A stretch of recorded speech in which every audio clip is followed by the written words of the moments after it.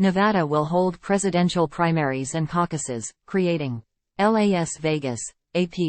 The presidential primary campaign heads west to Nevada this week, where dueling caucuses and primaries are creating confusion among voters but little uncertainty about the expected results. Nikki Haley will run in Tuesday's Republican primary, which won't count for the GOP nomination, while Donald Trump is the only major candidate in Thursday's Republican caucuses, which does. The split races have effectively relegated the third state on the GOP calendar to national irrelevance. The former UN ambassador has rejected the caucuses as unfair and set up by the state party to deliver a victory for the former president. Her campaign balked at the $55,000 fee the Nevada GOP was charging candidates to participate in the caucuses. "We have not spent a dime nor an ounce of energy on Nevada. We made the decision early on that we were not going to pay $55,000 to a Trump entity to participate in a process that is rigged for Trump," Haley campaign manager Betsy Ankney told reporters on Monday. "Nevada is not and has not been our focus." Haley's campaign dismissed any concerns about how she might fare in the symbolic primary and has instead focused on her home state of South Carolina and its February 24 primary. Trump, meanwhile, is expected to pick up all of Nevada's 26 Republican delegates in Thursday's contest. He needs to accrue 1,215 delegates to formally clinch the party's nomination but could reach that number in March. Voters cast their ballots in the Nevada primary election. In Reno, Nevada, June 14, 2022. The Nevada presidential primary will take place Tuesday, February 6, 2024, but the Nevada Republican Party has decided to hold caucuses on Thursday, February 8. The dueling caucuses and primaries are creating confusion among voters, but there is little uncertainty about the expected results. Former President Donald Trump is expected to prevail and win all the states' delegates in the caucuses, while President Biden is not expected to face any danger in losing the primary. AP photo. Tom R. Smedes. If your goal is to win the Republican nomination for president, you go where the delegates are. And it baffles me that Nikki Haley chose not to participate, Trump's senior campaign advisor Chris LaChivita said in an interview. There will also be a Democratic primary on Tuesday that President Joe Biden is expected to easily win against author Marianne Williamson and a handful of less-known challengers. Representative Dean Phillips of Minnesota will not be on the ballot.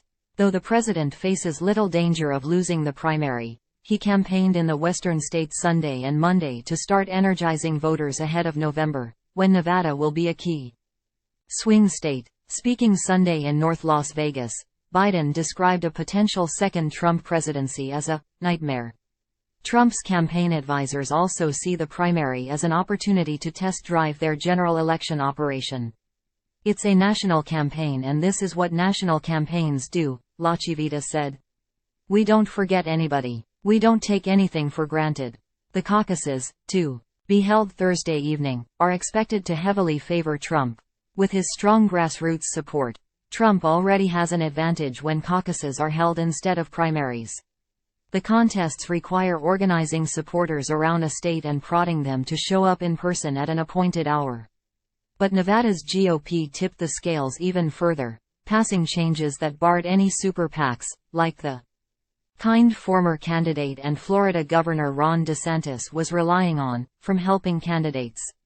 The Nevada GOP also barred Republicans from running in the primary election, where they could show support among a broader number of voters, if they wanted to compete in the party-run caucuses. Nevada's early state role is overlooked during election cycles because of its distance from Washington and the notoriety of other early contests in Iowa, New Hampshire and South Carolina. The state's longtime locals do not have the same tradition of playing a decisive role, having only been an early state since 2008, when the late Senate Majority Leader Harry Reid, a skilled political power broker, got his home state a slot at the top of the presidential primary calendar. Nevada's population moves around a lot, and the state is fast-growing, drawing people who may not be familiar with its relatively nascent role. But setting all that aside, the state has been extra neglected this year with an incumbent president running in the Democratic race, a former president running in the Republican race and his only major challenger mostly ignoring the state. South Carolina Senator Tim Scott and former Vice President Mike Pence had also opted to run in the Nevada primary before they ended their campaigns. Because of the timing of their announcements, their names will still appear as an option on the ballots, along with a quirk under Nevada law that allows voters to choose none of these candidates. Nevada lawmakers added none of these candidates as an option in all statewide races, as a way post-Watergate for voters to participate but express dissatisfaction with their choices. None can't win an elected office, but it came in first in primary congressional contests in 1976 and 1978. It also finished ahead of both George Bush and Edward Kennedy in Nevada's 1980 presidential primaries. Price reported from New York and Stern from Reno, Nevada. Republican presidential candidate former UN Ambassador Nikki Haley speaks during a campaign rally on Monday, February 5, 2024, in Aiken.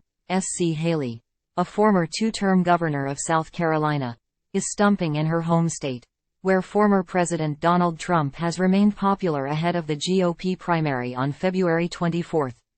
AP photo. Meg Kinnard.